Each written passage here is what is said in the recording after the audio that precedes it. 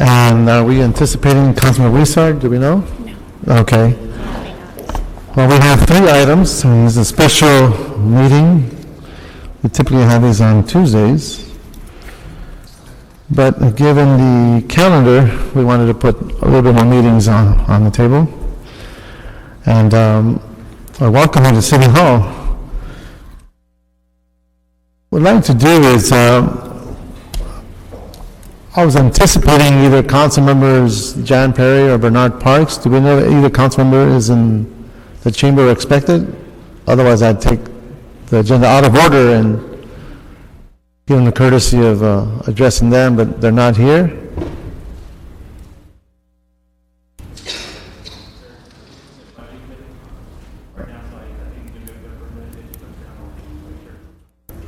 Okay, well, I'm going to start the other items then, and we'll proceed. Okay.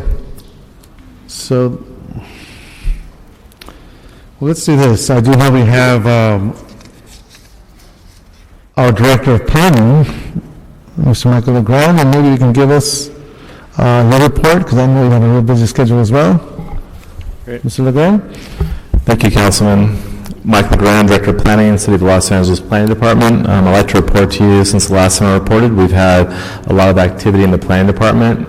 We're aggressively working on our bike plan, which is an element of the general plan, and we've been having multiple public workshops for that. It's going back to the City Planning Commission on December 16th, and we'll be happy to shepherd it through into the City Council process, and should be before you in early 2011 before the Plum Committee and the full City Council.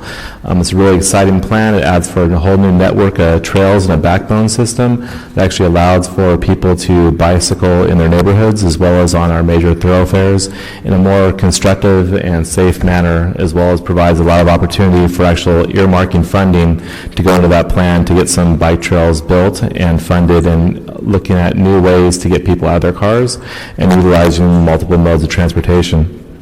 This past week, I had an opportunity to sit down with the architectural critic from the LA Times, Chris Hawthorne, and have a discussion with him at Occidental College. It went very well. We talked about a lot of the connections between land use and planning and the importance of the Measure R infrastructure investments going to Los Angeles. We also discussed kind of unique ways and different ways to utilize streets rather than just move cars and traffic, which I know is something this committee has talked a lot about.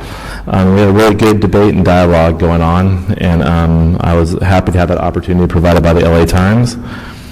In addition, we've been continuing to work on our reorganization plan.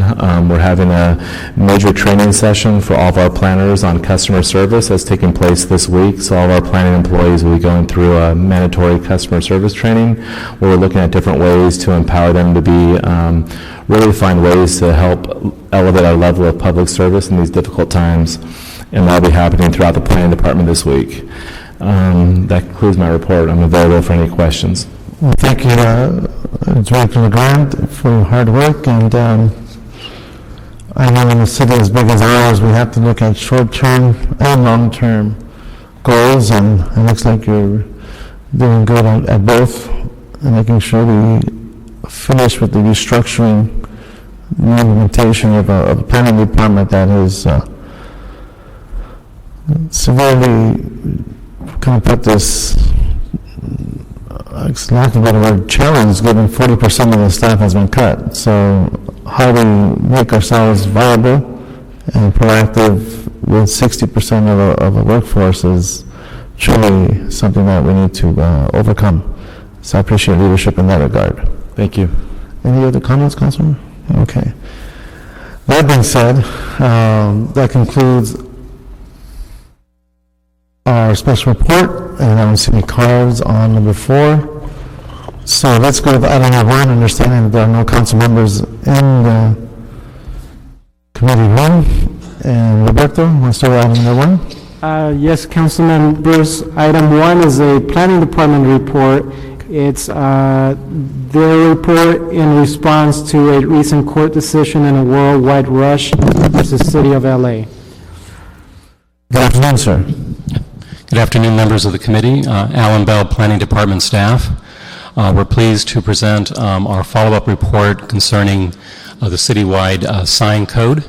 It's been a long time since we've addressed the issue of signs, so let me provide just a little bit of background on this. On March 26, 2009, the City Planning Commission approved comprehensive revisions to the citywide sign code. The impetus behind these revisions was to make sure that our citywide sign regulations were legally defensible, that they reduce visual blight, and that they were going to reduce the possibility of future litigation against the city. After the Commission approved it, Plum approved a different version of the City Planning Commission's recommendations on May 12, 2009. And then the Council considered but ultimately referred back to this committee the version that Plum adopted, along with numerous amending motions. After that referral back to Plum, there was basically action on the citywide sign code came to a pause while the city attorney worked on the decision in Worldwide Rush. The decision of the committee was to not take any action on the citywide sign code until the court ruled and provided a roadmap one way or the other in terms of how we should revise our sign regulations. That has happened, and the court ruled within the city's favor. So then, again, 30 days ago, this committee provided very specific directions to staff. The first direction was to revisit the rules and the regulations that we use for considering establishment of sign districts, number one. Number two, to identify what the committee called consensus items in the prior approved sign ordinances, prior approved draft ordinances, that did not meet with a great deal of public controversy, and that in the judgment of the Planning Department, we could move forward on it and could be included in this revision to the city's sign code. And then the third piece of it was to consider any other regulations that we felt were legally necessary or that should be addressed by the committee at this time. And then finally, the committee specifically instructed the Planning Department to not consider additional revisions to the on-site commercial signage. So let me walk you briefly through the content of our recommendations. First, with respect to sign districts. What the court did, the Ninth Circuit Court did in the Worldwide Rush decision, was it zeroed in on the following logic in considering whether or not we would be able to consider amendments or exceptions to the city's bans on off-site signs and supergraphic signs.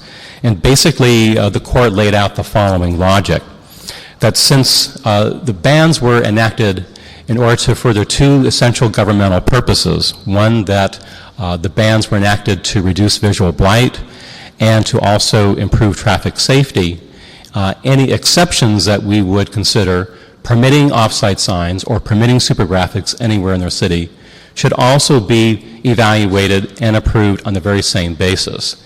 Basically, that if we are going to approve these exceptions, in so doing, we must also find that they will also reduce visual blight or that they will also improve traffic safety. So that is, in a nutshell, the basic structure and kind of the roadmap that we would need to consider as a city in terms of revising our citywide sign regulations. Where do we go from here based upon that particular decision? In the estimation of the Planning Department, Building and Safety, and the City Attorney's Office, I think it's fair to say that the regulations that this committee had adopted with respect to sign districts, limiting the number of sign districts based upon zone and also the land use designation, like regional centers and regional commercial areas, expanding the size of sign districts to make sure that they truly are sign districts, and enacting very specific rules intended to make sure that signs, if they are approved in sign districts, really provide community benefits in terms of reduction in visual blight or improvement in traffic safety. The findings that this committee had approved, all those decisions, I think, are validated and supported by the decision in Worldwide Rush and provide a very strong foundation going forward in making sure that whatever regulations we present back to this committee are going to be legally sound. So I think all of that work, hard work that this committee did, can be used and making sure that our final citywide sign regulations are going to be appropriate. One particular recommendation that we have at this time, and this was something that the committee also took action on over a year ago, we would continue to recommend that the mechanism for considering exceptions from the citywide sign ban be limited to the sign district, and that we not allow a specific plan as a way of considering exceptions from the citywide sign ban. The reason why, again, the same rationale holds forth before. The sign district, this is where we can have very specific findings that respect the nature of signs. This is the way in which we can make sure that any exceptions from the bans are going to further those purposes, improving traffic safety, reducing visual blight. They can be very tailored and crafted to respect the roadmap laid out by World Wide Rush, and that is not the case with specific plans, which is a very general tool, not specifically focused on the issue of signs. So we would continue to recommend going forward that we use the sign district as the principal tool for considering any exceptions from the citywide bans on supergraphics and off-site signs. Mr. Belt, when you refer to the notion of specific plans and their limitations, and when it comes to our objectives, how would you view development agreements? Well, a development agreement is a contract between the city and a private developer. The reason why that was included in the existing sign code language, when the city adopted a ban in 2002 on off-site signs and supergraphics, there may have been some projects that permitted them. So a development agreement in effect at that time that froze those regulations, that was appropriate. Now that we have the ban in place, we've had this ban in place for 8 years, we cannot use a contract between two parties as a way of providing an exception or carving out an exception from the citywide sign bans. I think that the settlement agreements, the court invalidation of those, speaks to that particular issue. I know the city attorney can address it a little bit more substantively than I can, but basically we can't use that to carve out exceptions. We can only use it to freeze regulations in place, and since we have the ban in effect right now, that's not an appropriate tool. I just want to make sure that clarification was on the record. Yes. Thank you. So moving on to what we would call consensus items in our estimation, I will run through them very briefly. The first one concerns enforcement and penalties. There was certainly broad consensus that we need to take very aggressive measures to make sure that we have the tools in place to enforce violations of the city's sign code. And the centerpiece of the prior recommendations were very strict, very stiff penalties. Currently before the City Council is an administrative code enforcement ordinance which incorporates basically verbatim all of the prior recommendations from this committee and from the City Planning Commission. If Council ultimately adopts the ACE ordinance, Administrative Code Enforcement Ordinance, then there would be no need to incorporate those penalties into the citywide sign code. If the Council does not adopt that ordinance, then we would recommend incorporating it into the sign code. There is broad agreement, again, that we need very stiff penalties to make sure that violators of our sign code are deterred from doing so. The second consensus issue had to do with signs in residential and agricultural zones. Replete within the whole zoning code are regulations that restrict the content of signs, and that is against and offends basically the First Amendment principles that we cannot regulate the content of signs except for respect to the distinction between off-site and on-site signs. So we would recommend moving forward with the prior recommendations on, residential and agricultural signs. For digital signs, we would recommend a message duration limit of 8 seconds. Currently, we do not have within the sign code a limit on the duration of digital signs. This is the industry standard, and we would recommend including this within the sign code. Historic signs, there was a great deal of concern in terms of how the regulations would affect historic signs that may not comply with the current sign code, but that are in disrepair and need to be rehabilitated. Is there a mechanism to make sure that we can preserve historic signs and still preserve their non-conforming rights? There was broad consensus, so this is a critically important issue. And we have some very specific suggestions on how we could address that issue within the sign code, so we recommend moving forward on that particular item. Marquee signs. Marquees are theater signs. There was recommendation from one of the council districts that we restrict hanging of temporary banners from marquee signs, so we recommend going forward on that.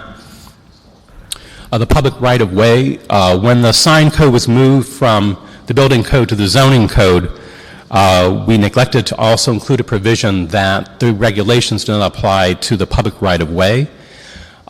We recommend incorporating that within the zoning code itself, just to clarify that particular matter. For mural signs, we would recommend removing the current ban on mural signs, but regulating them within the restrictions on wall signs themselves, and then we would follow up as directed by a joint committee of Plum and the Arts Committee on a vintage mural permit sign procedure.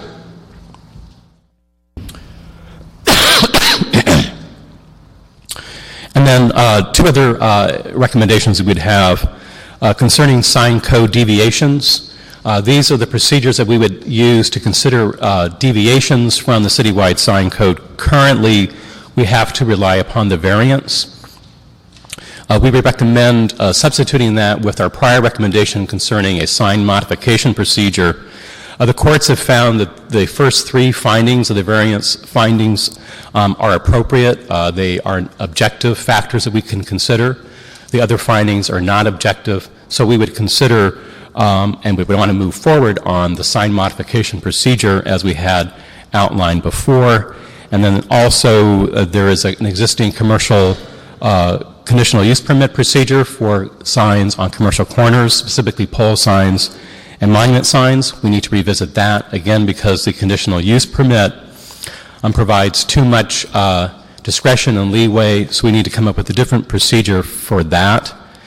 And then finally, the issue of interior and exterior signs. This was an issue that came up particularly as the sign code relates to malls, particularly open-air malls, university campuses, stadiums. The code doesn't define what an exterior sign is, does not expressly define it, but yet our citywide sign code only applies to exterior signs and not to interior signs.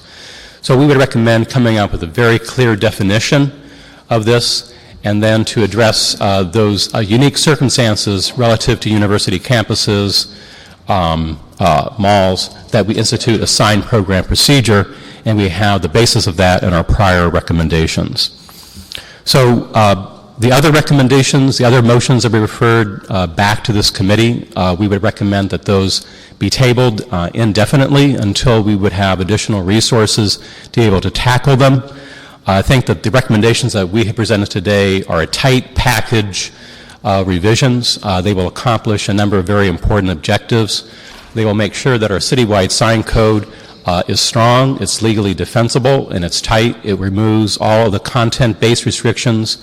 So we make sure that the sign code does not offend the First Amendment. And then finally, we think this is a doable package. Within a 3 to 6 months of the outset time frame, we can bring back a draft ordinance back to this committee for its consideration. And we think that this package of revision should engender wide support, we think, from all the stakeholders that we have worked with so far, and should be able to be something that could be adopted by the City Council. Mr. Bell, thank you much. And I'd like to ask my colleague, Councilor Corey, if you have any questions or observations. Just a couple questions on the consensus items. what would be encompassed within signs in the public right-of-way? And my particular interest in this is how would that relate to mobile billboards, trailer billboards? Could you repeat the question, sir? Yeah, I'm sorry. You can. In the consensus matters, there's a discussion of signs in the public right-of-way and the technical correction you want to make on that. Right. What would be encompassed within that category? I mean, these are just expressly, and correct me if I'm wrong, City Attorney. I mean, these are signs that are controlled on publicly owned property. So, for example, sidewalks could be property that the city owns. We would expressly state that they are not subject to the city's sign regulations, just to make it clear.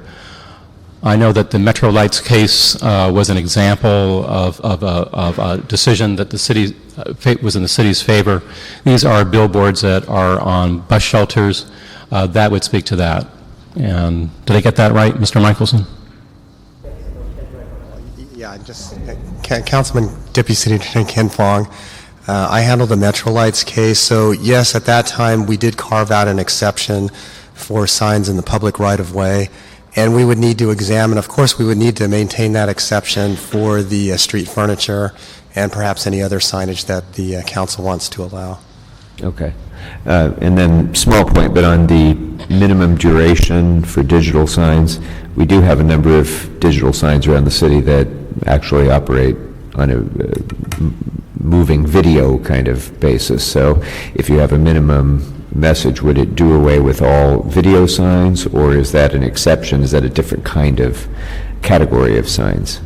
Well, excuse me. Definitely video signs would not be permitted. Absolutely. I mean, we would say that there has to be a static lapse of at least 8 seconds between each static image on a digital sign. And that is the industry standard. There is no controversy surrounding that. There was a prior motion to look more in depth at the issue of digital on-site signs, and we would recommend not addressing that as part of this immediate sign code revision. But it certainly could be addressed and should be addressed as part of a follow-up. But again, that would be dependent upon adequate resources being provided to the planning department. Okay. Thank you. Thank you, Councilmember.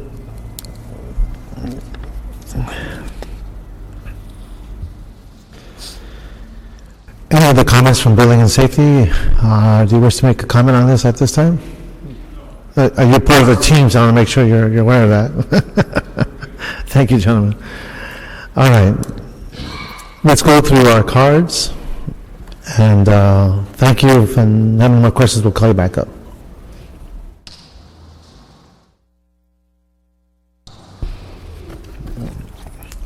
Let's call up Lane Lawson. And then we'll have Cindy Stewart. And then we'll have Dennis Hathaway. Good afternoon, Mr. Lawson. Thank you, Chairman, committee members. Lane Lawson with Clear Channel Outdoor, longtime resident of Los Angeles. Clear Channel is a resident of Los Angeles. Like to thank the staff for their time and effort on their report. I think it's a good first step. It's been a long time since we've had an opportunity to get up and talk, and I don't feel rushed at this opportunity, so I really appreciate that. I think what we'd like to have is a more in-depth conversation, I think, with staff and with maybe some workshops, some good group discussions, and really come to a good consensus that really works out all the either the problems or looking at the solutions going forward, and come up with a really good sign code that works both for the city and what you're looking to get at, and your end game, and also that can also work for the outdoor advertising industry. I think we can really come to the table and work together instead of against each other. I think it'd be a great change to sit down and actually sit across the table from each other and work together on a great solution for the city of Los Angeles. Thank you. Thank you, Mr. Lawson. Thank you for your contribution. Good morning, council members. I'm Cindy Sterrett from Latham and Watkins. Good afternoon. Good afternoon. Also want to thank the staff for the hard work and congratulate the city attorneys on winning the Worldwide Rush case. I know they worked very, very hard on that.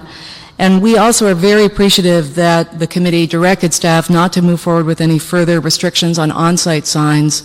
The business community, the Central City Association, the Chamber, the California Sign Association has worked very hard with staff and, as you know, has come up with a voluntary program on on-site signs, so we appreciate that very much.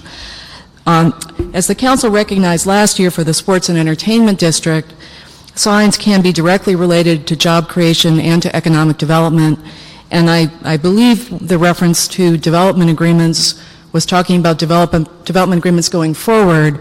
I don't think there's any intention to question the signs that have already been approved for AEG at the LA Live location and other places that are protected by development agreements, but we did want to clarify that. On interior signs, we very much appreciate the staff recommendation to move forward and clarify the ability to build interior signs. This committee directed in the spring of 2009 that clarification should be made. Steve Nisson from NBC Universal talked about the gorilla up on Universal City Walk, and there are many other large properties in the city that have interior signs. They don't face on public streets. There is no justification based on traffic safety to restrict those signs, so we appreciate very much that staff intends to go forward and clarify that, and we've been working with staff on that. We're glad that will happen. And then another point in connection with Universal and also LA Live, which is that in the past the city has permitted signage as part of specific plans. There are a number of specific plans that are already approved, and there are several in the process, and those include NBC Universal, where signage is permitted. We think that's appropriate in that the specific plan process allows the design of the signs to be considered, and we ask that the council would consider clarifying that direction would only be prospective for applications that haven't been filed yet, and consider whether to continue to allow specific plans to be used as a vehicle. Thank you, Mr. Thank you. Mr. Dennis Hathaway. Good afternoon, sir. Good afternoon, council members. Dennis Hathaway with the Coalition to Ban Billboard Blight. It's a pleasure to be back here again talking about the sign ordinance. I think this is a very significant report, particularly the issue of defensibility of the off-site sign regulations, and I would urge you to act as expeditiously as possible with that, because there are still ongoing court cases, and in fact there's an active case in the Ninth Circuit right now, and the sign companies appear to be willing to keep throwing stuff at the wall until something sticks, and the sooner something is in place that really reflects this, I think the better off the city will be. And there's a good model in the sign ordinance that was passed by the City Planning Commission last year, which mandates billboard takedown in the community area for any entitlements for prohibited sign types. I also want to speak on in favor of penalties. I think that's very important to get these penalties in place. There's one thing that isn't addressed in this report, and maybe it's probably not a consensual item, but I haven't heard it discussed, and I would like to just put it out there, and that is off-site signs on city property. As you probably are aware, a few weeks ago there was some furor over the fact that there was a plan to put advertising for a movie in city parks, to banners and things, and I got a huge amount of emails and phone calls from people who said, this is not appropriate use of city parks to have commercial advertising in it and have banners advertising. So I hope that somewhere in the discussion that will also be discussed. Thank you very much. Mr. Hathaway, we all have a sense of urgency, but as you know, with the recent economic times and cutbacks, our staffs are stretched. And we're pushing as hard as we can to get as much as we can done. So I appreciate that concern as well. Barbara Monahan-Burke, item 1. And that should conclude the public hearing.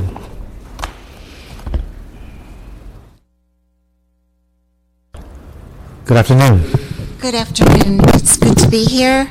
I am chair of the Studio City Neighborhood Council Government Affairs Committee and have worked on this a long time, but I'm speaking personally today except for the fact that we have had motions in with very strong language, basically coming down to support what the city attorney, Trutanich, had put across, in order that we could have this stay until we could go forward. So from Studio City's point of view, having gone through this, but speaking personally, I just want to bring up a few points. One is that we include two huge areas, the new MTA spot, which will have its own specific plan, and also the universal new plan also. And so when we look at their plans going forward, we know the sign districts that they would like to have, whatever they call them at this point, in there. And when you're talking about residential areas, I talk about it as areas, that these signs don't have to be right exactly next to the residence. But if you put in two huge sign districts in these two areas, it would just light up the sky forever where we are and destroy nature's possibility to do with the light constantly there and all. So I just want you to know that is a big problem for Studio City. The MTA is in Studio City and Universal is right adjacent to it. So when we look at these laws, we have to look at how this is going to affect not only the whole city, but us. And so huge problems are the digital, even if it's 8 seconds or less, you still have all that light going on there. The super graphics, the video that has just been mentioned would be horrible, and then off-site site. So just want you to know, we will write a letter. I will write a personal letter, to fill it all out, but just quickly having looked at this, we've got some problems going forward. You're welcome to do that, Ms. Burke. Thank you very much. Any other comments or questions, Councilman? Okay, so we'll move forward and we will, as a committee, note and file the city attorney report in as much as the court's decision is final. We'll instruct the planning department in consultation with the city attorney to prepare an ordinance that incorporates the consensus sign code revisions proposed in the planning department report, and an ordinance to regulate mural signs without granting special size allowances. And 3, request the city attorney to finalize the administrative code enforcement ordinance to increase penalties for violations of the sign ordinance. Anything else? Everything covered? Okay, so with that, we can move forward on item number 1. Item number 2, Roberto? And for item 1, Councilman, you requested a status update in 3 months, I believe? Yes, Okay. we'll do 3 months, and if we have to stretch to 6, we will, but let's shoot for 3, knowing that these will get you more resources for more personnel. So that being said, thank you, Roberto. The next item, council members, is a motion over city parks to instruct the CLA, and Building and Safety to conduct a fee analysis to establish a city's foreclosure registry program. Seeing no cards, we can move to adopt this motion, this action. Councilor? Okay, we'll move to item number 2. I guess it's item number 3, our final item. Yes, council members. Item 3 is a general plan amendment to add a footnote to a couple of the South LA community plans as it relates to the regulation of fast food establishments. Good afternoon. Good afternoon, council members. Jason, Chair in City Planning Department. Down before you today is a proposed general plan amendment for all 3 community plans that comprise the South Los Angeles planning area within council districts 1, 8, 9, and 10. The affected properties are parcels designated commercial or industrial and located on a major highway class 1, major highway class 2, secondary highway, or collector street in 3 plan areas. West Adams, Baldwin Hills, Leimert, South Los Angeles, and Southeast Los Angeles, but excluding those portions within Council Districts 5 and 15. The proposed amendment amends each community plan by adding a footnote to regulate the issuance of permits for new standalone fast food establishments. The definition of fast food establishment is provided in LEMC section 16.05B3. The proposed amendment is a follow-up to an interim control ordinance, or ICO, that was co-sponsored by council members Jan Perry and Bernard Parks, which expired September 14th of this year. The proposed amendment seeks to correct an imbalance in South LA. Statistics show that limited service or fast food establishments comprise 72% of all restaurants in South LA, compared to just 42% of all fast food establishments in West Los Angeles. In addition, this proposed amendment is intended to create basic urban design standards. Most of South LA has no specific plan or design overlay to regulate design. Other existing plans in Los Angeles that cover fast food to a varying degree are Crenshaw Corridor, Westwood Village, and Colorado Boulevard specific plans. Therefore, this proposed amendment seeks to remedy and respond to these two primary issues rather than regulating nutrition or personal diet. This amendment focuses on design priority by exempting projects that are integrated into a mixed-use building or integrated into a commercial center to encourage combining of land uses to make the community more walkable. A project can be cleared administratively if it meets 7 urban design criteria. These include requiring a new project be located at the street, locate parking in the back or the sides of a building, and providing standards on landscaping and lot coverage. In addition, overconcentration of fast food is addressed by criteria that a project must be a half-mile away from the nearest fast food establishment. On October 14th of this year, the City Planning Commission recommended approval of this amendment. There are some corrections to this amendment since that commission action. Staff is recommending that Council District 5 be exempted along with City 15, as mentioned earlier. Both City 5 and 15 occupy a small geographic footprint within South LA, and there's less overconcentration in these areas. Another correction is the amendment will now exempt renovations, demolitions, and additions that are a net increase of up to 1,000 square feet. These new exemptions apply only to the criteria requiring a half-mile separation between establishments. In conclusion, staff is recommending that this proposed amendment be approved by the subcommittee and moved to City Council for a full vote. Thank you. Thank you, sir. Any questions from? Okay. Thank you, sir. Well, let's go through the cards, and we do have with us Hardin Levy. I'd like to welcome you to the microphone. Then we have John Lukin, and then we'll have Carlos Madrigal. Good afternoon, sir. Good afternoon, Mr. Chair, members of the committee. My name is Harlan Levy. I am the Government Relations Director for McDonald's, and I really do appreciate this opportunity to be here and give testimony. First, I want to express our sincere thanks to this committee and the sponsors of this bill for their willingness to consider some amendments to it, and I know those are before you today. However, we simply still have concerns about this.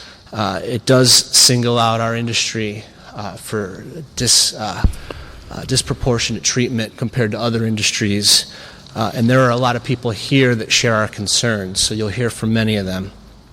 You're going to hear from witnesses who are going to testify about how we want to grow in this region and how we want to beautify our restaurants, how we want to make investments in our restaurants. You'll hear from the people that are most affected by this, namely the small business owners, the franchisees that own these restaurants in South LA. You'll hear from some of our employees. You'll hear from some of the construction contractors that help us build and remodel our restaurants. You'll see pictures, and some of them are already out, before and after pictures of other restaurants in the region, things that we would like to be able to do in this portion of Los Angeles.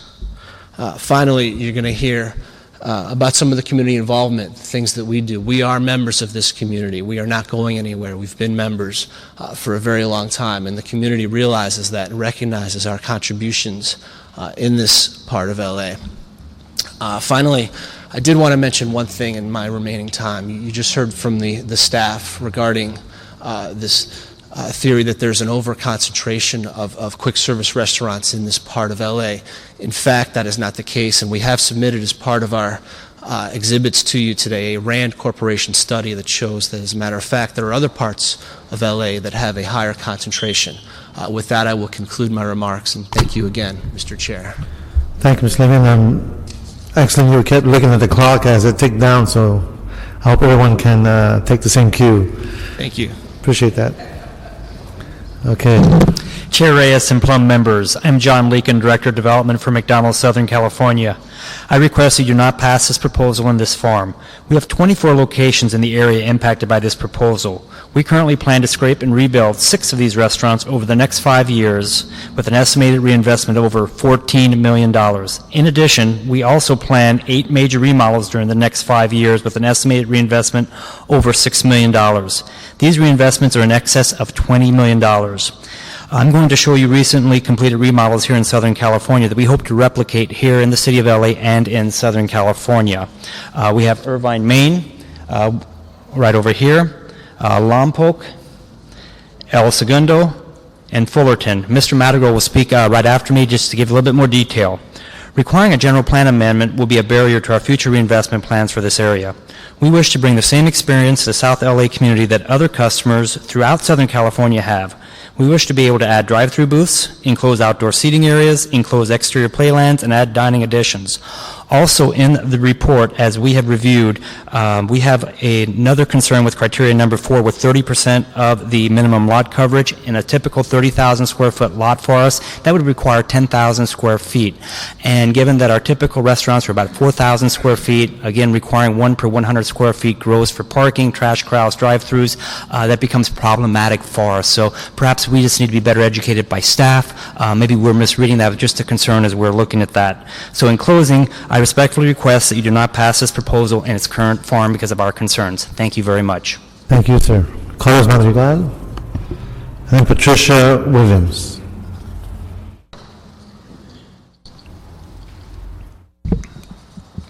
Good afternoon, Chairman Reyes and members of the board. My name is Carlos Madrigal, and I'm the Area Construction Manager for the City of Los Angeles. As John mentioned, we're planning to bring this type of urban development to the existing restaurants within the City of Los Angeles, and which are in need of great repair, both interior and exterior.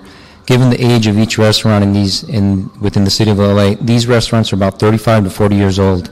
To upgrade these restaurants and make them ADA compliant, technologically friendly, we're going to be installing Wi-Fi. They're energy efficient and providing low consumption water fixtures, and some of these restaurants are going to, we'll be closing the play places. So passing this proposal jeopardizes the partnership that we have planned with the City of LA. Again, these are examples of what we want to try and do within the City of LA. The restaurants are old. They definitely need repair, and passing the ordinance out, obviously the proposal jeopardizes us to do anything to these restaurants. As John mentioned too, condition number 4 adds another obstacle to the whole process. So we're hoping we can somehow either omit it, modify it, or come to some type of an agreement to help us be able to bring this type of redevelopment to the City of LA. With that, I'd like to conclude. Thank you. Thank you. That was 1 minute and 30 seconds. That was really good. Patricia Williams. Chair Reyes and members of Plum. My name is Patricia Williams, a McDonald's owner-operator since 1984. I own and operate restaurants in the greater Los Angeles area, and 3 of my restaurants would be affected by this item. My restaurants and our employees have served these neighborhoods for many years. We are an involved, integral part in our community. As a matter of fact, during the civil unrest in the early 90s, when many other businesses were damaged or destroyed, my restaurants and other McDonald's restaurants were untouched. We have submitted a Time magazine article that describes this event.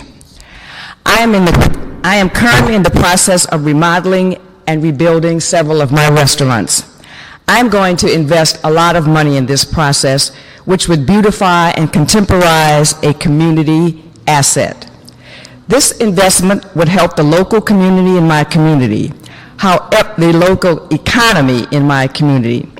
However, this proposal as proposed would negatively affect my plans. I am also very concerned about the effect this proposal would have on the fair market value of my restaurants. Restaurants in other parts of the city will not have these restrictions. If I wanted to get a loan or sell my restaurants in order to retire after 84 years, since 1984, their value would be less than other similar restaurants because of these restrictions. This is not fair. I respectfully request that you not pass this ordinance in its current form. It is truly a disincentive to business. It is bad for the community, and it is unfair. Thank you for your cooperation. Thank you, Ms. Williams. Nicole Ingham and Donald Bailey Jr. and John Brewster. Like to come on up.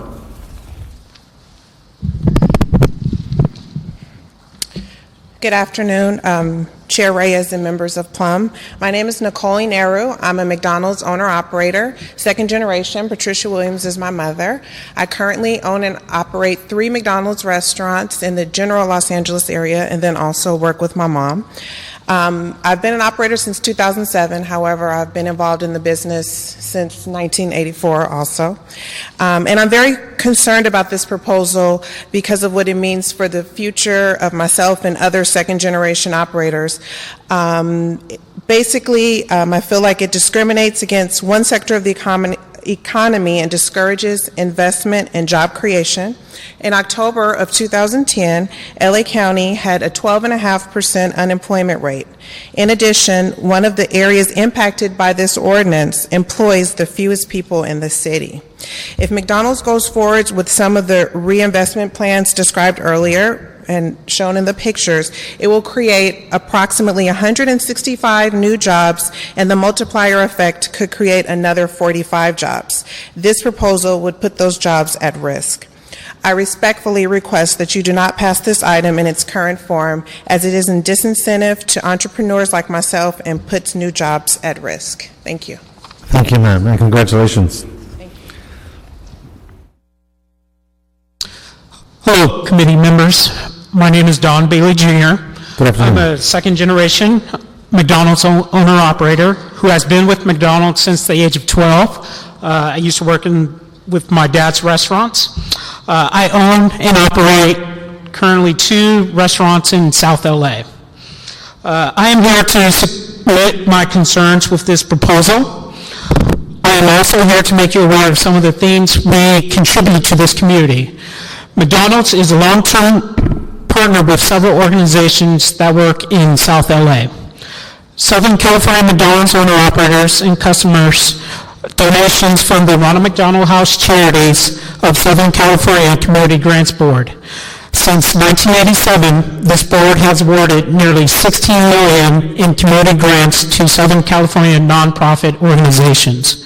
Salesian Boys and Girls Club of Los Angeles, South Central Family Health Center, and South Central Los Angeles Ministry projects are among the many local organizations that have benefited from funding. I personally presented a check to the Los Angeles Ministry project and was able to see how these funds impact the organization and the individuals it serves on a daily basis.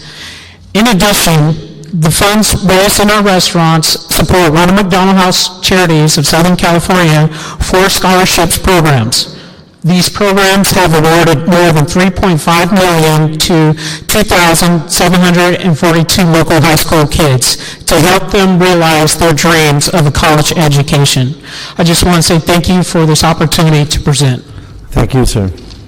And thank you for everything you do for our students as well. John Brewster. Good afternoon. I'm a small business owner of CCK Builders located here in the LA metropolitan area. I've been in construction for 25 years, and this proposal will deny me the opportunity to obtain work from McDonald's, as well as other quick service restaurants in proposed restricted areas. I contract with over 40 subcontractors in a typical year and purchase significant amounts of materials throughout the LA metropolitan area. This proposal will cause my family, my employees, and my suppliers a great hardship in these tough economic times. I am concerned each and every week on how I can obtain work and keep everyone employed. This proposal will be a barrier to my future business and respectfully request that you do not pass this proposal. Thank you. Thank you, sir. J.C. Concepcion. We have Yadhira Giannakopoulos. And then we have Veronica Perez. Good afternoon, everyone. Good afternoon, members of the committee. My name is J.C. Concepcion, and I work for McDonald's franchise owner Michael Mangione. I started working for Mike Mangione at McDonald's at the age of 16, some 27 years ago.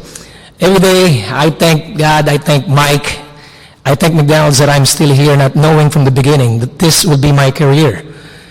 I started like thousands of employees like me, a maintenance person, as a crew working the grill, working the front counter and the drive-thru, and I since then got promoted through the ranks to crew trainer, shift manager, assistant manager, store manager, supervisor, and now my current position for the last 10 years as director of operations for Mike Mangione McDonald's. This length of tenure, as well as all the possibilities of going through the ranks of getting promoted to different levels, is, I believe strongly, that Mike Mangione not only had himself engaged, involved with the daily grind of providing great operations for our customers, but also his willingness to reinvest back in his restaurant, to not only make it contemporary, inviting, remodeled, beautifully decorated, and his willingness also to be competitive out in the QSR market, which is quick service industry market.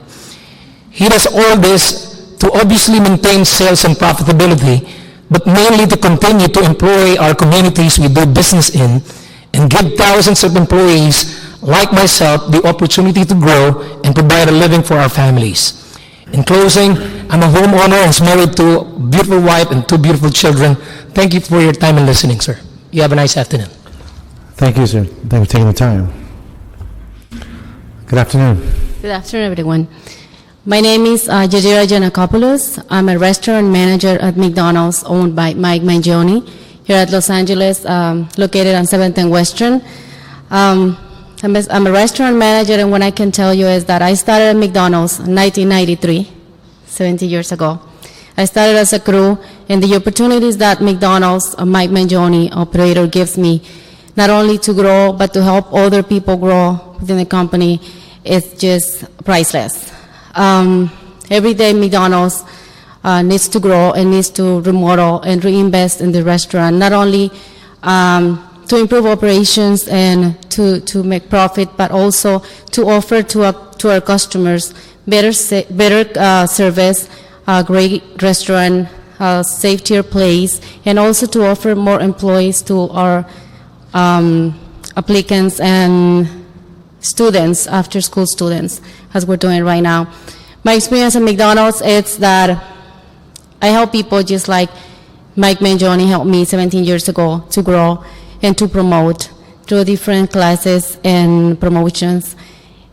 Part-time jobs, we need to remodel our restaurants because we need to look not only beautiful, but we need to be able to have our customers feel welcome every day in a safety place and clean restaurant. Thank you. Thank you, ma'am. Veronica Perez, Julian, I believe it's Canete or Canate. Good afternoon, council members. Veronica Perez from Holland and Knight, and I represent McDonald's. We very much appreciate the efforts by the council members to modify this proposal to carve out some remodels, but we still have concerns about this item, and also very importantly, we wanted to be here today to present the other side of the quick service restaurant story to you, to talk about the opportunities it creates, the investment it makes in the community. And this whole half of the room is filled by people who are here today because they're concerned about any policy that impacts job creation and opportunities, especially in this economy. a discretionary, we're considering a proposal today that will impact jobs in this economy.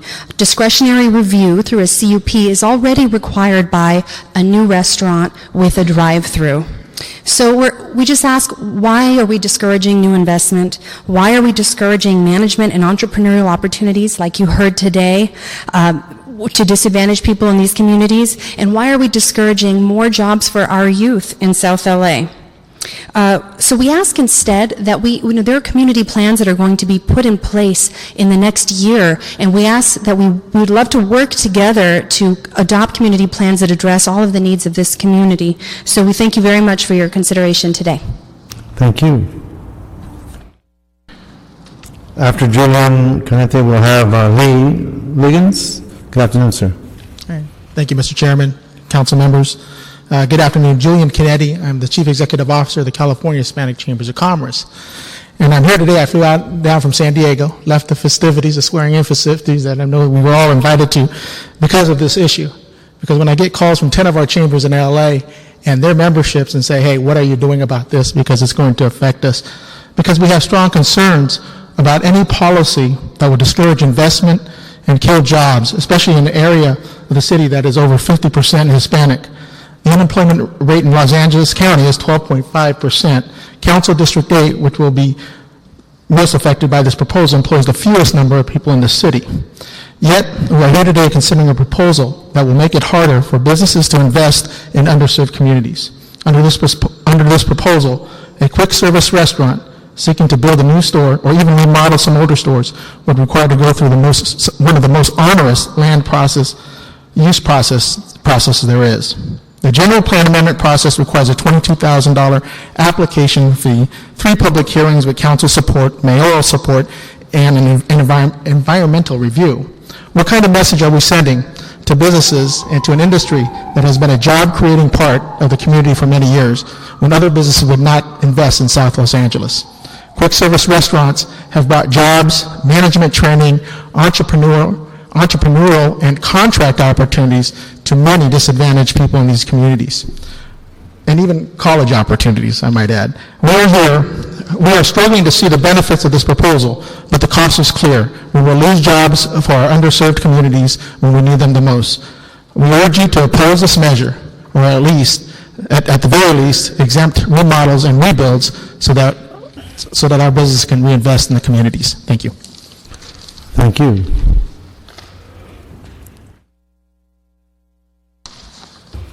Good afternoon, Mr. Chair. Good to see you again. Good afternoon. And to all the distinguished members, Mr. Krikorian of this committee, Michael, also good to see you. My name is Lee Liggins. I'm the Vice President of Los Angeles Area Chamber of Commerce. Healthy living and healthy eating options have been a top healthcare priority of our chamber. We've partnered with LAUSD in support of healthier food choices in schools, support the Good Food LA campaign, and are actively working with employers to enact healthy workplace incentives. We appreciate Councilmember Perry's commitment to the need for healthy food choices in all communities, especially those that have been traditionally underserved. However, we are very concerned about how this proposal impacts existing restaurants, including their employees and customers.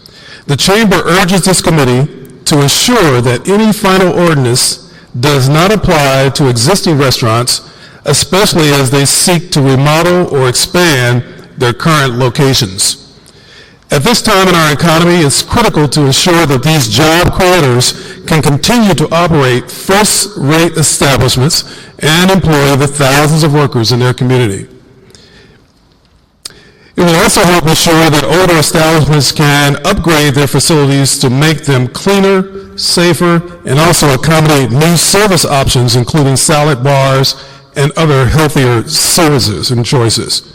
We believe that this will be in everyone's best interest, especially the communities that will be affected by any final ordinance. Thank you very much. Thank you, Mr. Liggins. Maya Zettler, Andrew Casagna, and Gwendolyn Flynn.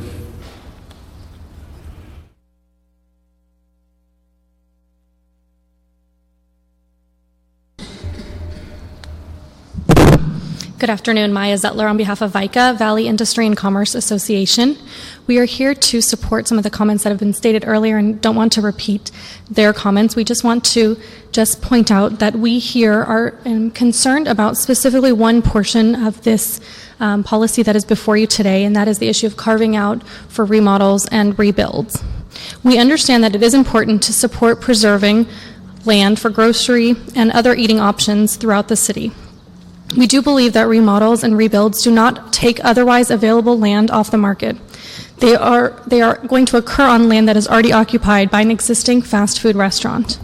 We believe that remodels and rebuilds should be encouraged and should be exempted entirely without any caps. They do create jobs, improve our communities, and funnel tax dollars into our city. Therefore, we respectfully request that you consider increasing the cap or removing the cap in its entirety when looking at the provision for remodels and rebuilds. Thank you. Thank you. Andrew Casagna, Gwendolyn Flynn, and then we'll have Tanisha Wright. Good afternoon, sir. Councilman Reyes. My name is Andrew Casagna. I'm with Englander, Canalby, and Allen. I'm here today representing the California Restaurant Association and the California Restaurant Association's Los Angeles chapter. First of all, I want to start out by thanking yourself and thanking Councilor Perry and Parks for the amendments to the rebuild and remodel. That is going to be very helpful because that would have been a very expensive process and probably would have delayed a lot of remodeling. We also would look forward to working in the planning department with Faisal Robley and his team when they develop the permanent community plan, which will be coming, I think, in August of 2011. We definitely want to be part of that process because I know the radius issue is still a big thing, so I think that's something we can work on together throughout this year. So we just wanted to thank you once again, thank your committee, and we look forward to working with the city. Thank you. Thank you, sir. Gwendolyn Flynn. Yes, good afternoon, Chairman and members of the council. Thank you for this opportunity. Yes, my name is Gwendolyn Flynn, and I am the Community Health and Education Policy Director with Community Health Councils, a nonprofit, community-based health promotion, health policy advocacy organization in South Los Angeles. And I am here to represent our support for the general planned amendment to regulate development of new standalone fast food restaurants in the South Los Angeles region, where there is a high concentration of such establishments. And I know there was a reference made to the RAND study. If you take a close look at that RAND study, it doesn't really consider other types of restaurants when they did the study. South Los Angeles has a very limited, has no actually options for other kinds of restaurants except for the fast food restaurants that we're referencing. Support for this amendment will contribute to an expansion of nutrition options in our community, critical to reducing the disproportionately high rates of obesity and food-related chronic disease that cost government billions of dollars annually in healthcare expenses. The proposed general amendment seeks to protect the environment by placing regulations on by right fast food establishments that are found to have adverse impacts on the built environment, and we support that intent in the belief that it will inspire greater variety, which is what we're seeking, in food establishments, providing South Los Angeles residents with added nutrition options that will support healthful decisions. I will add that the types of restaurants, other types of restaurants, would also provide the jobs that were referenced in comments today. Thank you very much. We ask for your favorable vote on this amendment. I have some packets here for you. Please, can you that get it to have a the little more clerk? detail. Yes. That you can. Thank you very much. Appreciate that very much. Our next speaker, Tanisha Wright. I don't mean to be rude. I just want to keep everybody at 2 minutes. So if we can just pace ourselves, and if you have something in writing, please submit them to the clerk. Thank you. Hi. I definitely I appreciate all of you guys coming out for this very important meeting. So my name is Tanisha Wright, and I am a community liaison. I work for the Community Health Councils. I am the facilitator of the Food Policy Roundtable. I am also a resident of South Los Angeles. I was born and raised here. So the first thing I want to do is let you know that I know we have a lot of members in our audience that are, a part of business and things like that. Most of the residents that this, amendment, well, first of all, let me say I support the amendment to the general plan. Most of the residents that this would affect can't be here today, obviously because of the timing of this meeting.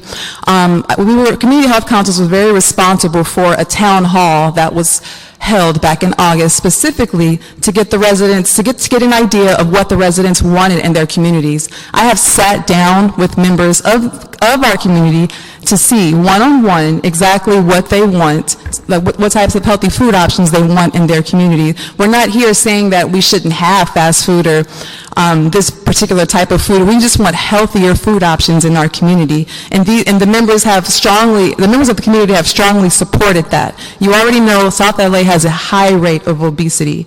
And I personally feel that we need more healthier food options. If you take a look from Crenshaw and Adams all the way down to Crenshaw and Slauson, there's an influx of fast food restaurants. How come we can't have, health, like a salad bar, other healthy food options like our partners over in West LA? So I'm just asking you today that if you can just continue this until Wednesday, where we can have more people to come out and speak on behalf of the community, because they should be here and everyone should be able to hear their voice. Thank you. That's right. When you referred to the community meeting, what's the ballpark figure of people attending that meeting?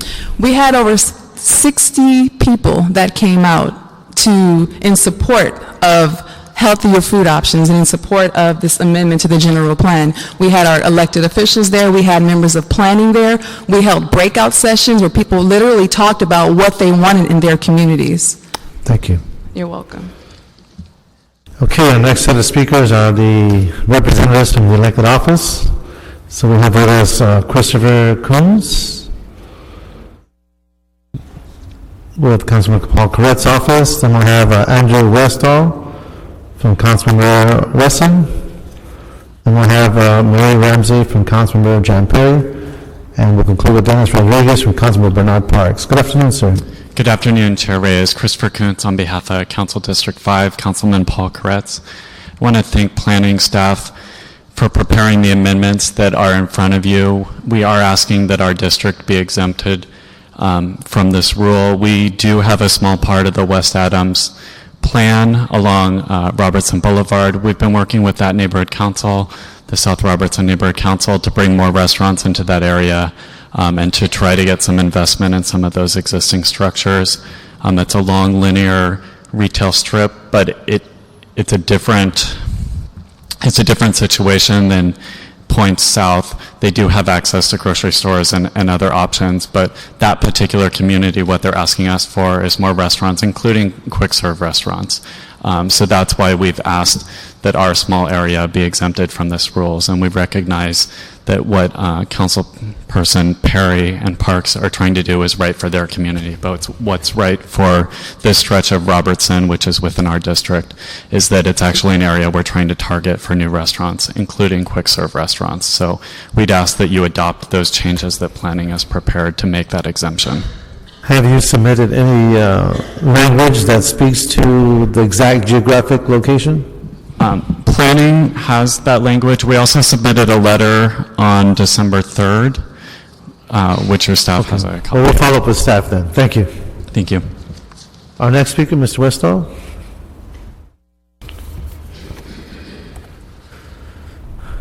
Good afternoon, sir.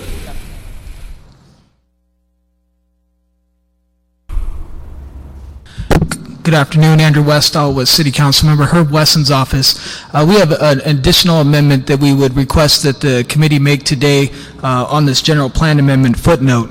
Over the last couple of weeks, our office has been engaged in doing a survey of standalone fast food establishments in Council District 10 north of the 10 freeway.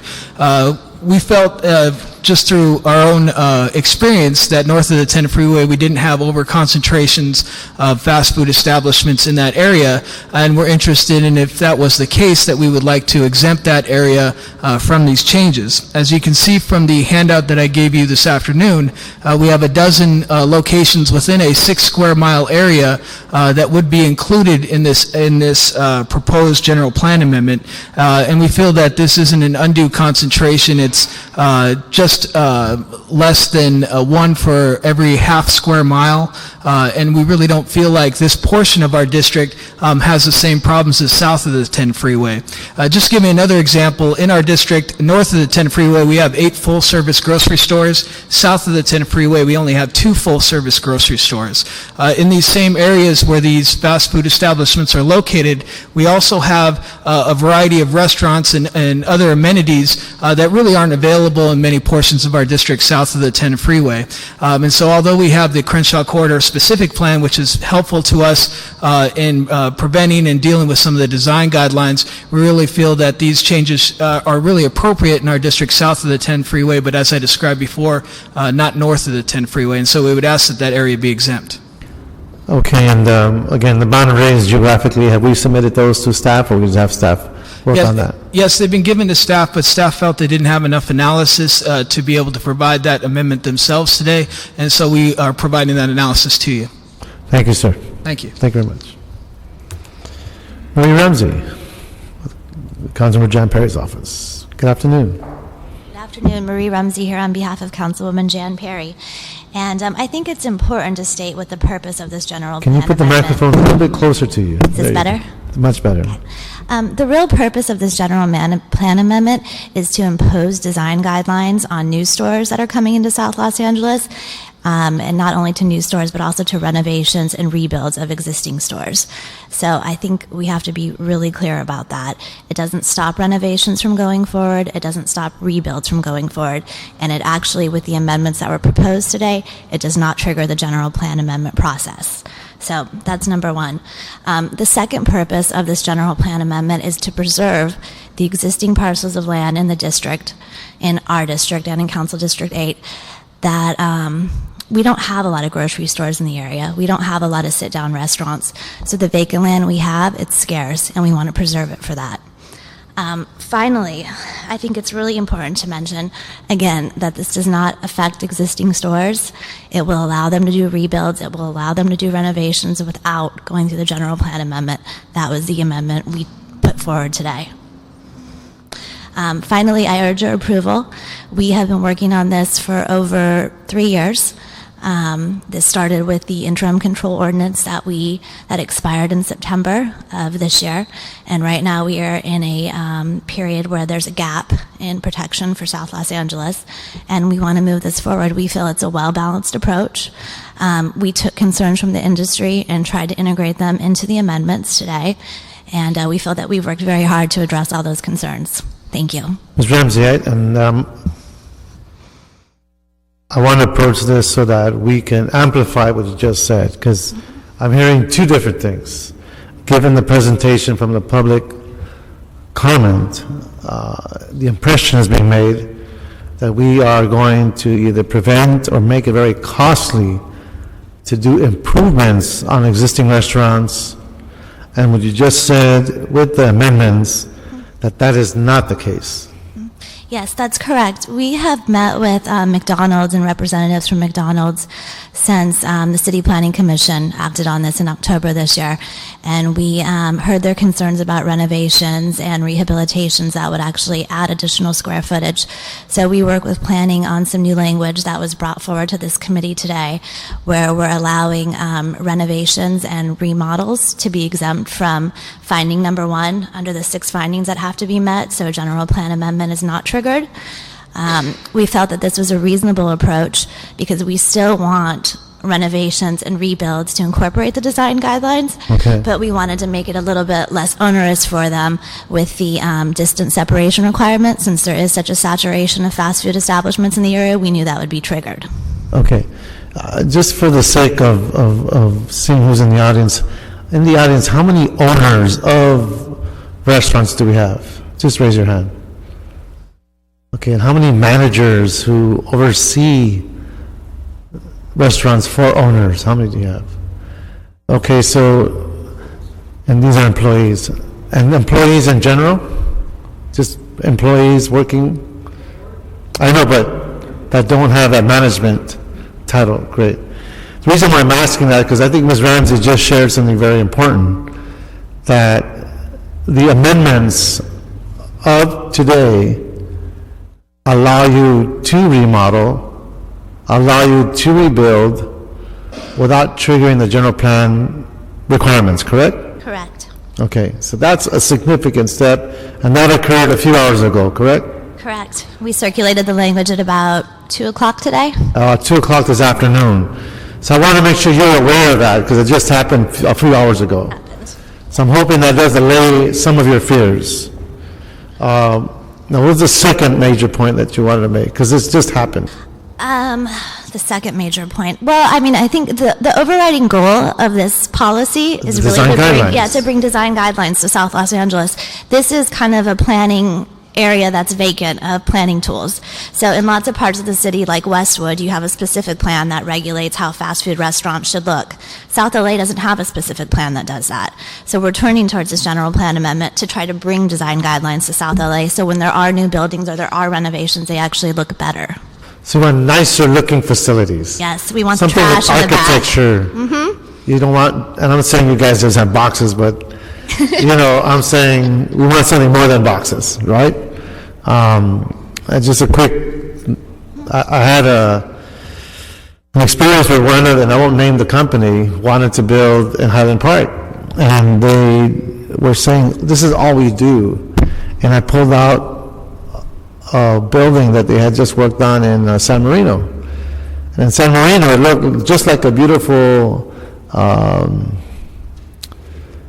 a Victorian home, but it was a restaurant.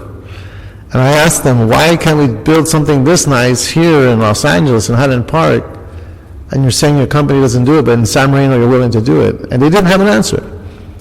But in San Marino they have design guidelines. So I can understand the need to have design guidelines so we can have nicer and the type of quality that reflects the priorities of the local stakeholders. So I applaud you on that. Anything else you'd like to add? I think, just to restate it, we really hope that you approve this today so we can move it forward to council. We are looking at having this on a special agenda for council on Wednesday and hope to get it approved before the recess, since we do have a gap right now in protections. Yeah, got you. Okay. Thank you. Thank you very much for your hard work and for your recent news. Mr. Rodriguez, come on up. You're supposed to touch hands like a tag team, aren't you?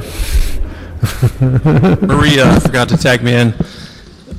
Dennis Rodriguez, representing Councilman Bernard Park's office. Councilmember, with your permission, I could read the amending language that we added today, just for the Is it shorter than 2 or 3 lines? It's two lines. Okay. So it says, in addition, demolitions of existing fast food establishments, renovations, or additions that consist of a net increase of up to 1,000 square feet are exempt from criteria 1 of this general plan amendment.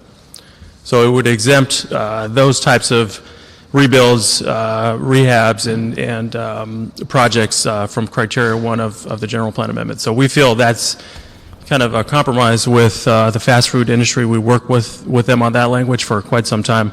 The intent of this ordinance, as Ms. Rumsey just mentioned, is twofold. One is to get first-rate designs for fast food establishments in South LA. The second is to protect existing commercial land use that occupies commercial corridors in South LA. So we've been working on this since 2007. Council District 9 was the original author. We co-sponsored it. We feel it has a very important impact. There's an overconcentration of these restaurants in our district, and we would ask for your support today. Mr. Rodriguez, I want to put you on the spot, okay? You'll earn your money today. When we are hearing the assertion that it is unfair to this industry, how do you respond to that? Well, first off, one of the purposes that I just mentioned is first-rate design. So I don't think that is an unfair burden on any one industry. I think the residents of South LA deserve buildings that come into their district that are of the same quality as other parts of the city. So I guess I would politely disagree with that concept. Okay. Anything else you'd like to add? Just to reiterate that we would appreciate your support. This has been a long effort. And like I said, we've been working with the fast food industry to work on some of this language, so we appreciate your assistance with that. Okay, thank you. Thank you. I'm going to do something rather different, Councilman Krikorian. I'm going to ask Mr. Levy from McDonald's to come to the microphone because I really want to understand his perspective based on what was just said, and I want to offer him the opportunity to raise his concerns in light of the new information, given that we are allowing for improvements, we are allowing for the rebuilds, we are not imposing general plan amendments, and it is focused on design guidelines and the assertion that these areas deserve nicer, better buildings with architecture, so why wouldn't we want that? So I want to ask you, given your initial statement, and get that on the record. Thank you. Thank you, Mr. Chair, and I really appreciate you bringing me back up here. We have no issue with design review, and we do it for all our restaurants. Right now, we go through a conditional use process. We are okay with that. Nobody builds restaurants, frankly, like we do. You can see from the pictures, we are happy with design review for our restaurants. The issue is the notion that somehow fast food is different from all other businesses. There's no other business in the code that's going to be subject to this restriction. If I want to build a floral shop or a bank or whatever, I am not going to have to go through a general plan amendment. If I want to build a new fast food restaurant, I am. That's a concern. You're singling us out. Number two, the amendment, we do appreciate the fact that the sponsors were willing to do something, and I mentioned that in my testimony. They are, we do appreciate that, but the fact is there's still a box that they're putting us in. If we want to do a remodel that adds a 1,200 square foot play place, for example, we're outside of the box. We're outside of this ordinance, and we would have to get a general plan amendment to do a 1,200 square foot play place on an existing restaurant. Granted, the plans that we submitted to them as examples, most of those would comply with this 1,000 square foot new criterion, but we don't know what's coming down the pike. We don't know what other plans might be in the future that would be outside of this box. And frankly, this ordinance puts us in a box, and we would prefer not to be there, Mr. Chair. Thank you, Mr. Levy. Any questions for Mr. Levy, Councilmember Krikorian? Yes. Just so that I have a point of reference, the new amending language exempts additions that consist of an increase of up to 1,000 square feet. What is the typical size store now? Chair Reyes, Councilmember Krikorian, can I ask one of our development people to come up and answer that question? I don't know if that's a 10% increase or a 40% increase. I don't have a frame of reference for it. Good afternoon, John Leakin testifying again. Our typical restaurant that we like to see is about 3,900 square feet. In addition to that, it could be another 800 to 1,200 square feet for an indoor play place if we have the demographic support and the communities are asking for it through the conditional use process. So 3,900 square foot base building, 800 to 1,200 square foot in addition to that play place. And you mentioned if the community is asking for it, and you would do it through the conditional use process. Do you have to always get a conditional use permit for a play area? It's dependent upon whether it falls in a commercial corner. It depends on what the general plan is in that area. But in many cases here in the city of LA, we do go through a conditional use process for many of our rebuilds. Okay. And any store that has a drive-through has to go through the CUP process? Generally speaking, yes. Okay. Thank you. You know, and just taking a step back from the, and we can agree to disagree on how we perceive our challenges when it comes to the issues raised by Tanisha Wright from the Community Health Councils and Gwendolyn Flynn, because you do have an advocacy role here being played out by certain stakeholders that speak to the health of the children, you know, the obesity, the diabetes, and so from a bigger picture point of view, we're witnessing two legislators trying to address that through the vehicles that are available to the city. But of course, it'll come before the full council. There will be a discussion. There'll be a report generated by this committee. And that, I'm pretty sure, will generate more give and take in how to address this policy issue. So Honestly, do you have any questions of our staff? I do. A couple more. Can I have our staff come on forward? And please introduce yourselves. Faisal Roble, Planning Department. Jason Chan, City Planning Department. Forgive me if the answer to this is obvious to everyone else in the room but me, but the first paragraph of this proposed amendment has the prohibitory language that is at issue. It says, no permits shall be issued for any new standalone fast food establishment. Then the second paragraph includes a number of exemptions to that prohibitory language. And previously, the exemptions included interior rehabilitation, minor exterior repair work, and so forth. And now this afternoon, we've added some new amending language to add some new exclusions to that prohibitory language. What I'm not understanding is if the prohibitory language prevents permits from being issued to any new standalone fast food establishment, why did we even ever need these exclusions for interior remodeling and interior rehabilitation and so forth? Faisal Roble, I think one, you can say this is probably a tradition in the way that we write usually our ordinances, and we surveyed several ordinances that are out there that speaks to the prohibitions first and then move to the exceptions. But if I can, my point is, if the prohibitory language only applies to new standalone fast food establishments, if you put exclusions in that aren't encompassed within the prohibitory language in the first place, it implies that prohibitory language is broader than it was apparently intended to be. And I think that's the concern looking at this, I think, as a lawyer or a judge would, who isn't necessarily familiar with what the intent was. Maybe I'm missing it, but if the prohibitory language is limited to new standalone fast food establishments, am I not correct that language alone would not encompass any remodeling whatsoever? It would only apply to new construction of a brand new restaurant, would it not?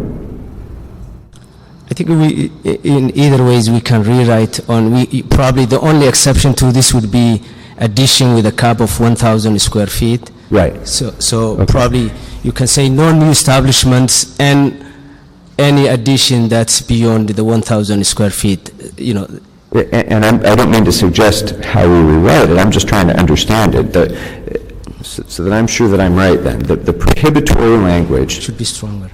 Of that language of new standalone fast food establishment, that in itself would not prohibit getting a permit for remodeling or rehabilitation, right? It would only prohibit new construction of a new restaurant. Yep, I would agree. Yeah. Okay. Councilman, if I may, Mike LeGrand, and part of the reason you see that is a lot of time, even though the legislative intent seems pretty clear now, so when we have in the books, it really spells out what we mean by that. And you're right, though, from a read of that request clause or that provision, it is clear that it doesn't apply to that. And then we further amplify that, which is probably overkill, but it leaves it to less interpretation. We see down the roads that we kind of outline what the intent is. So it's a belts and suspenders kind of thing to make sure that everyone is clear that it doesn't apply to remodels. Correct. But I guess I just want to make sure that the record is clear that by putting that exclusionary language in, it doesn't imply any broader scope of the prohibitory language than we see on its face. Yes. Okay. So now the next question I have is the new language that was added today exempts demolitions of existing fast food establishments, renovations, and additions. So I'm assuming, and maybe this is just a term of art, or maybe it's just a drafting glitch, but if we're excluding demolitions, I assume we're also excluding the construction that follows the demolition of a new replacement store, right? Is that encompassed already within the concept then of a permit that would be excluded under that portion of the exclusionary language? Yeah, remodeling, a replacement of a demolished structure is also exempted. Yes, so they can fully replace. And with the with probably an addition of 1,000 square feet. Right. Yeah. But what I'm saying is that the language now only applies to demolition, not replacement. And so we ought to make clear that the replacement store, in other words, you can demolish an existing fast food restaurant, yes, that's exempted. You don't need a permit for that. Or rather, the permit for that would not be prohibited. But then when you go to rebuild your new restaurant in its place, we want to make sure that that is also exempted. We will take that. Okay, and as you said, Mr. Chairman, I'm sure there's going to be further dialogue about this as we move forward, but I think it's certainly a helpful step having this new language, and I just want to make sure that we're as clear as we can be. Now, also on the design criteria,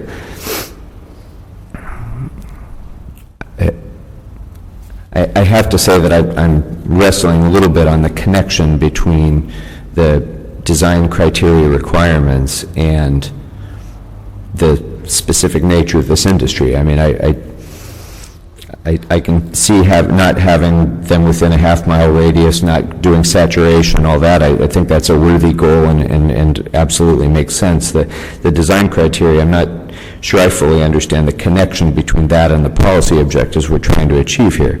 But let me set that one aside for the moment.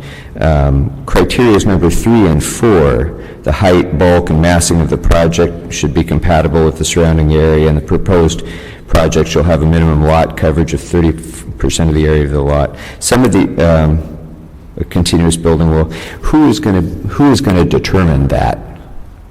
By what process will the height, bulk, and massing of the project be deemed to be compatible? If a project triggers this requirement, then there will be a staff who will review the project. The third item that you just mentioned, councilperson, is what we call qualitative assessment. It's not really quantitative yet that you say you have to fulfill these numbers, but in planning tools we have a lot of qualitative assessment. You look around the area, you see if the massing and the height around that area is within the same range. So without restricting the project to a given numbers, but you would bring it into some sort of reconciliation with its surrounding. So that's what we will call qualitative criteria. As to the 30% of a lot coverage, planning department for many years surveyed lots that are out there, commercial lots, and we came to realize with significant survey, and I was one of the people who were involved in the early 1990s when we were doing the community plan revisions, and 30% is a typical lot coverage for use like this.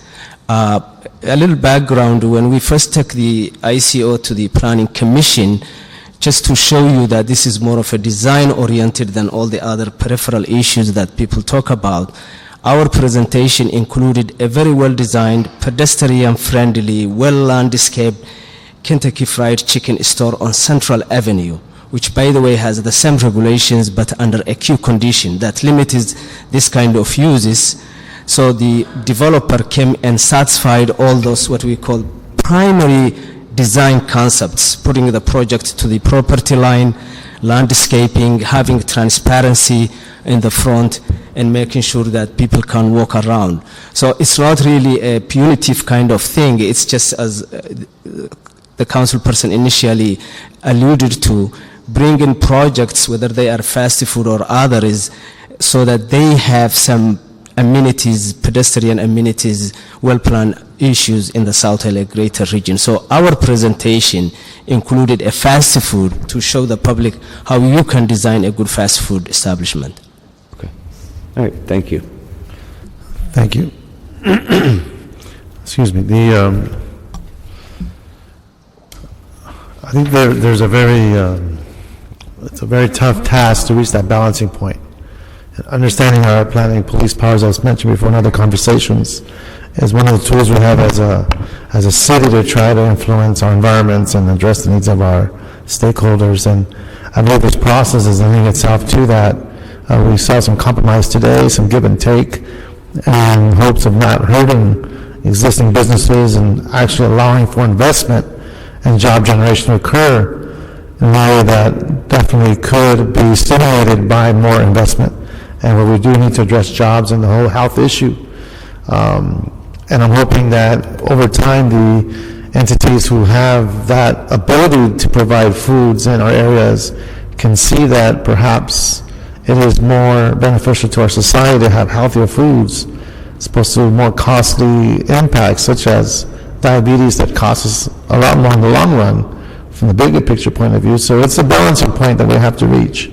And I'm hoping through clear understanding of what we are intending to do and minimize the notion of not being business friendly, but actually we're trying to embrace the strengths of our communities through quality foods,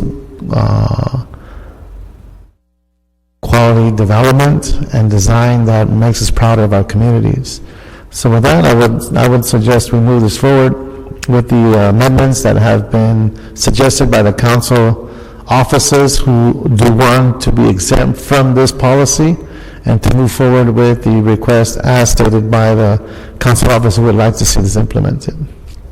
And thank you, Mr. Chair, and you've encapsulated, I think, perfectly my point of view about it, too. There is a balancing act to be struck here, and we certainly want to encourage additional investment, additional new businesses, particularly in our most impacted parts of the city. It is a difficult balancing act to strike when we're trying to meet these goals, so I am going to support this going forward. I do want to think a little further about how we've struck that balance, but Right. I think there's been a lot of great work put into this, and I think all the staffs involved for a long period of time have devoted, both at the council office and planning have really worked hard on this. So I want to move it forward and think about it a little bit further before it comes back to us, the mechanics of it. But I would like to have you have a second look at the drafting issues that I raised as well. Thank you. And if you have any letters or other observations between now and council, we welcome any input. But the report will go forward as amended by the various offices.